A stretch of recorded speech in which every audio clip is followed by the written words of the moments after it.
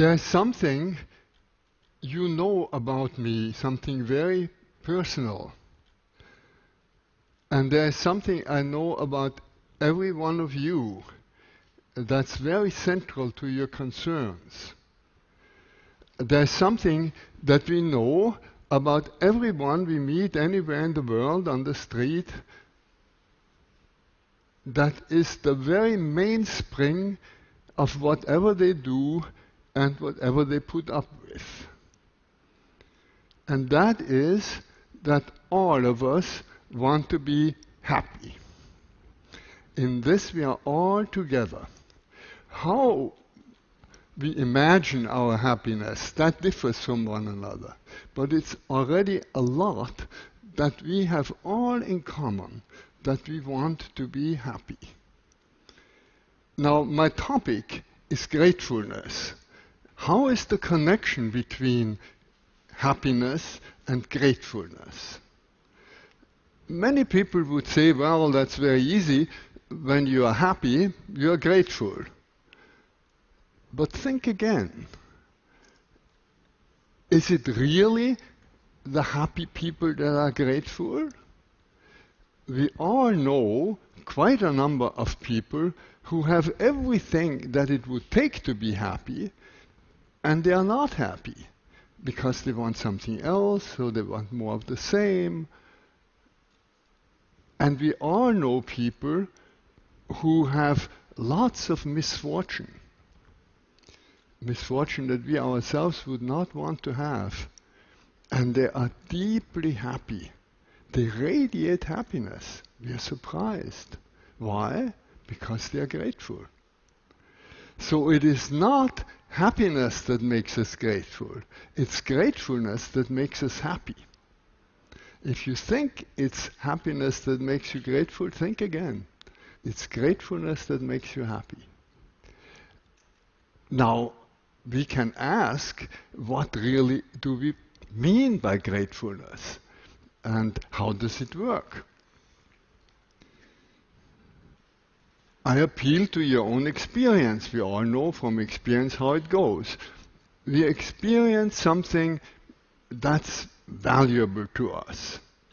Something's given to us that's valuable to us. And it's really given. These two things have to come together. It has to be something valuable, and it's a real gift. You haven't bought it, you haven't earned it, you haven't traded it in, you haven't worked for it, it's just given to you. And when these two things come together, something that's really valuable to me, and I realize it's freely given, then gratefulness spontaneously rises in my heart, happiness spontaneously rises in my heart. That's how gratefulness happens. Now, the key to all this is that we can not only experience this once in a while, we can not only have grateful experiences, we can be people who live gratefully. Grateful living, that is the thing. And how can we live gratefully? By experiencing, by becoming aware that every moment is a given moment, as we say. It's a gift. You haven't earned it, you haven't brought it about in any way. You have no way of assuring that there will be another moment given to you. And yet, that's the most valuable thing that can ever be given to us. This moment with all the opportunity that it contains. If we didn't have this present moment, we wouldn't have any opportunity to do anything or experience anything. And this moment is a gift. It's a given moment, as we say. Now, we say the gift within this gift is really the opportunity. What you're really grateful for is the opportunity, not the thing that is given to you, because if that thing were somewhere else and you didn't have the opportunity to enjoy it, to do something with it, you wouldn't be grateful for it. Opportunity is the gift within every gift. And we have this saying, opportunity knocks only once. Well, think again. Every moment is a new gift. Over and over again, and if you miss the opportunity of this moment, another moment is given to us, and another moment. We can avail ourselves of this opportunity, or we can miss it. And if we avail ourselves of the opportunity, it is the key to happiness. We hold the master key to our happiness in our own hands. Moment by moment, we can be grateful for this gift. Does that mean that we can be grateful for everything? Certainly not.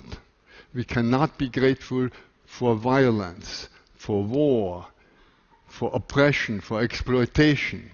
On the personal level, we cannot be grateful for the loss of a friend, for unfaithfulness, for bereavement.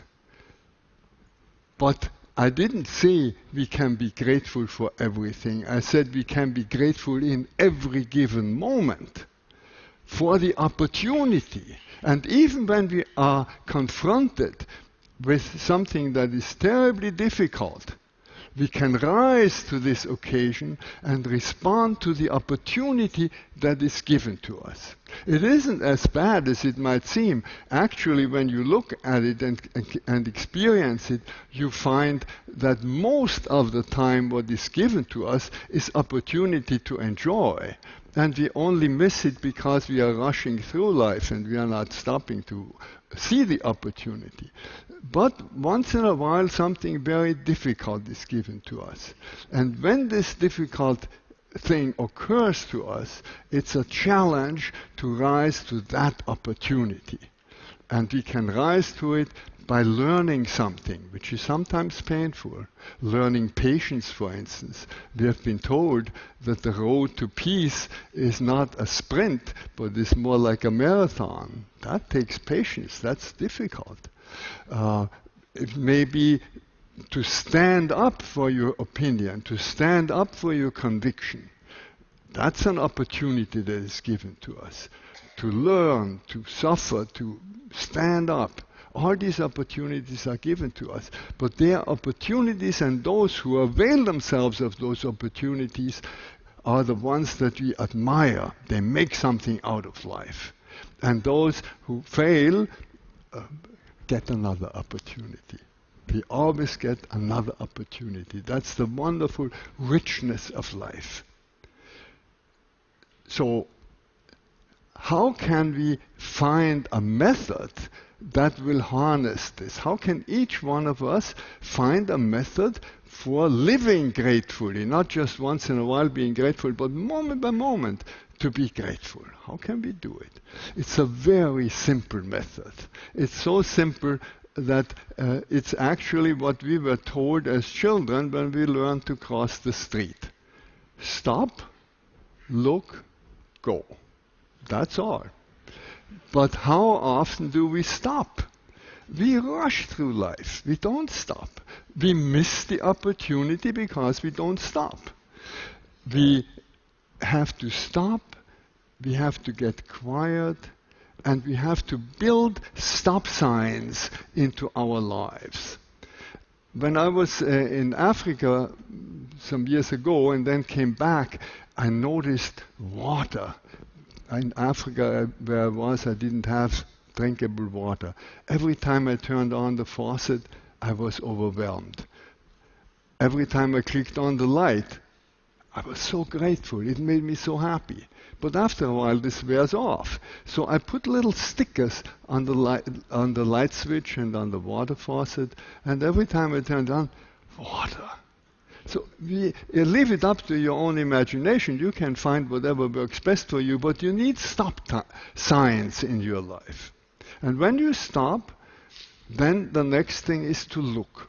You look, you open your eyes, you open your ears, you open your nose, you open all your senses for this wonderful richness that is given to us. if there's no end to it. That is what life is all about, to enjoy what is given to us. But then we can also open our hearts for the opportunities. For the opportunities also to help others, to make others happy, because nothing makes us more happy than when all of us are happy. And when we open our hearts to the opportunities invite us to do something. And that is the third. Stop, look, and then go, and really do something. And what we can do is whatever life offers to you in that present moment.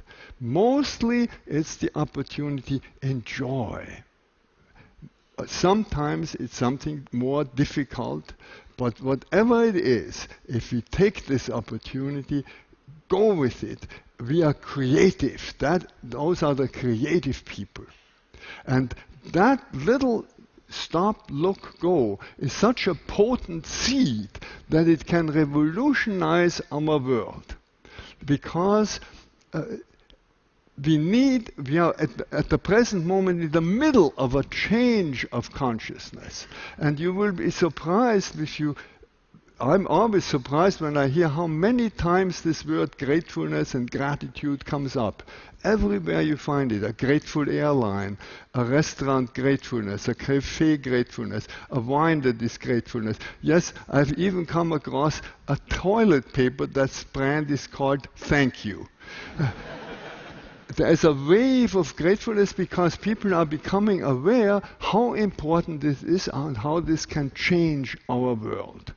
It can change our world in immensely important ways.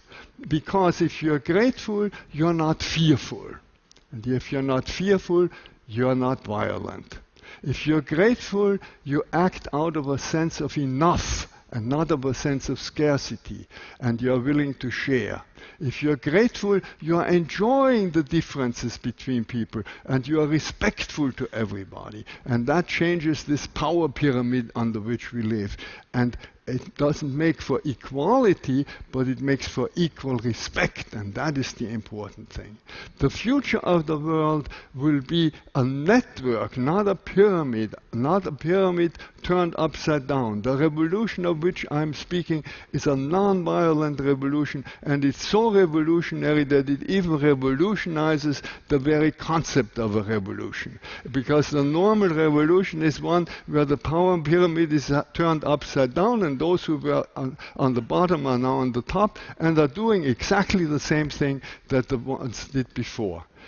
What we need is a networking of smaller and smaller groups who know one another, who interact with one another, and that is a grateful world. A grateful world is a world of joyful people. Grateful people are joyful people.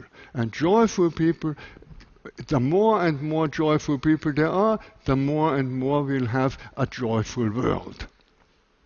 We have a network for grateful living, and it has mushroomed. We couldn't understand it why it mushroomed. We have an opportunity for people to light a candle when they are grateful for something. And there have been 15 million candles lit in 1 decade.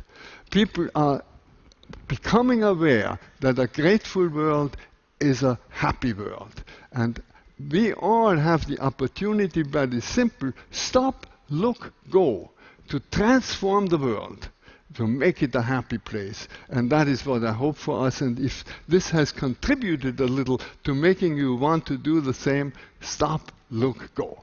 Thank you.